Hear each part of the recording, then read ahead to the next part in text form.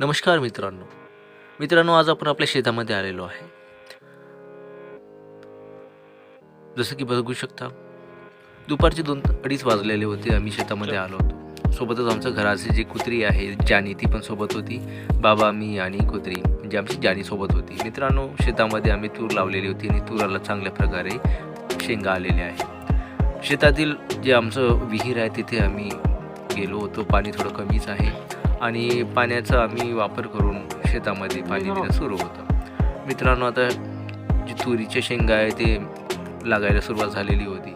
मित्रांनो, आज आम्ही जी ताज्या मच्छ्या आहे ते काकांनी पकडलेल्या होत्या नदीवरून, तर ते घेतल्या होत्या आणि सोबतच आमच्या जानीसाठी आम्ही जे चिकनचे जे लेग्स असतात ते पण घेतले होते. तर मित्रांनो, खूपच चांगल्या फ्रेश अशा हे मासोळ्या होत्या. लहान जे मासोळे असतात ते नदीवरच्या आम्हाला भेटल्या होत्या, ते आम्ही घेतलं आणि सोबतच जे चिकन लेग्स होते ते पण आम्ही घेतले. तर आज आपण याला रोस्ट करणार होतो, म्हणजे भाजणार होतो, भाजून खाणार होतो या शेतामध्ये. तरी ही एक वेगळीच मजा येणार होती मित्रांनो. थोड्या वेळ आम्ही ते मासोळ्या वेगवेगळ्या करून सुकायला ठेवल्या आणि जे भाजायला लागणारे साहित्य आहे ते जो गोळा करायला सुरुवात केली. आजूबाजू सुकलेलं गवत होतं, थोडंफार जे काड्या वगैरे होते ते आम्ही गोळा केले आणि तिथं एकत्र करून त्याला आम्ही आग लावली. मित्रांनो, काही जास्त आम्ही साहित्य आणलेलं नाही आहे, फक्त थोडंसं मीठ आम्ही घेतलं आहे आणि बघू शकता वातावरण किती चांगलं आहे. अशा या तुरी लहरत आहे, खूप चांगला असा वारा सुटलेला आहे.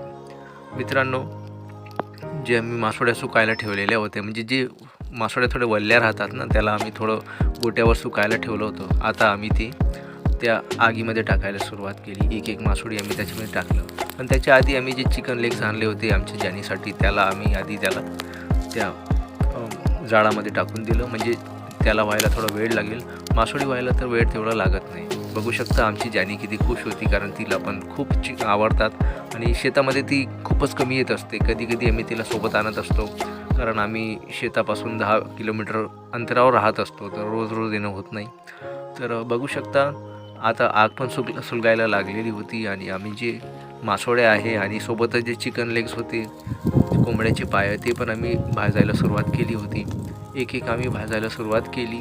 थोडंफार पेट चांगल्या प्रकारे होत होता आणि बघू शकता की चांगल्या प्रकारे आता आपलं जी मच्छी आहे आणि जी चिकन लेग्स आहे ते चांगल्या प्रकारे भाजत होते. मित्रांनो, बघू शकता, कारण शेतामध्ये अशा मासोळ्या भाजून खाण्याची वेगळीच मजा येत असते. आपण सहजासहजी जी मच्छी आहे, म्हणजे आपण जे घेत असतो ते रोहू, कतला वगैरे घेत असतो, पण या मासोळ्या खायची की अशी जी मजा आहे ना, ती वेगळीच येत असते. तर तुम्ही नक्की असं करून बघा.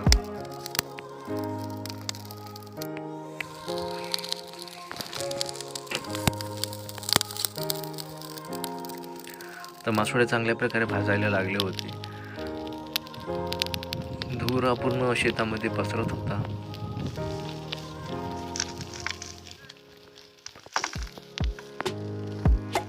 चांगला वारा वाहत आहे मित्रांनो.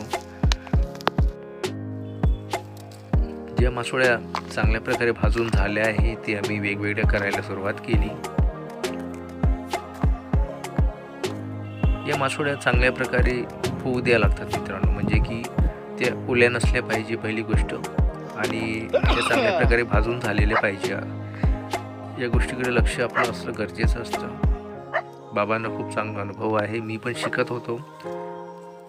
ज्या मासोळ्या भाजणं झालेल्या होत्या त्या मी एकत्र करायला सुरुवात केली. बघू शकता मित्रांनो की चांगल्या प्रकारे त्या भाजून झालेल्या होत्या. त्यांना ज्या भाजल्यामुळे एक वेगळीच चव येत असते मित्रांनो, आणि जे आपण घरी बनवतो ते आणि जे शेतामध्ये बनवतो ते त्यामध्ये खूपच जास्त फरक असते. आता आपण चिकन लेग्स जे आहे ते चांगल्या प्रकारे भाजून घेतले होते. मित्रांनो, कुत्र्यांना कधीही कच्चं मांस खाऊ नका घालू, ही माझी ॲडवाईस आहे. होईल तोपर्यंत त्यांना उकडून किंवा भाजूनच मांस द्यायला पाहिजे. तर आमची जॅनीला तर ती खूप आवडते, तर आम्ही त्याला स्पेशल भाजून चिकन लेग्स आणलेले होते. तर बाबा आणि मी पण जे भाजलेले मासे आहे ते खायला सुरुवात केली. सोबतच मीठ होतं. मित्रांनो, जर हे मासे खायचे असतील तुम्हाला, तर सगळ्यात आधी त्यांचं जे पोटामधलं थोडं मळ असते ते बाजून काढून घ्यायचं, आणि याचे जे काटे असतात ते काही लागत नसतात, म्हणजे ते पण आपण चावून खाऊ शकतो. तर जे ज्यांना सवय आहे त्यांना तर काही प्रॉब्लेम नाही, पण जर तुम्ही नवीन ट्राय करत असाल तर थोडं तुम्हाला तकलीफ होऊ शकते. तर यातले काटे खूप नरम असतात मित्रांनो, तर तुम्ही डायरेक्ट खाऊ शकता. आता आम्ही आपलं जे फिश पार्टी होती ती आपण संपवली आणि आता घराकडच्या मार्गाला परत निघालो. तर मित्रांनो, आजचा जे आपला छोटासा ब्लॉग होता, जिथे आपण एक नदीवरचे ताजे मासोळ्या पकडले आणि शेतामध्ये ते भाजून खाल्ले, तर तुम्हाला हे कसं वाटलं आणि आमच्या शेतातलं जे वातावरण आहे ते बघून तुम्हाला आनंद झाला की नाही ते मला नक्की कळवा. धन्यवाद मित्रांनो.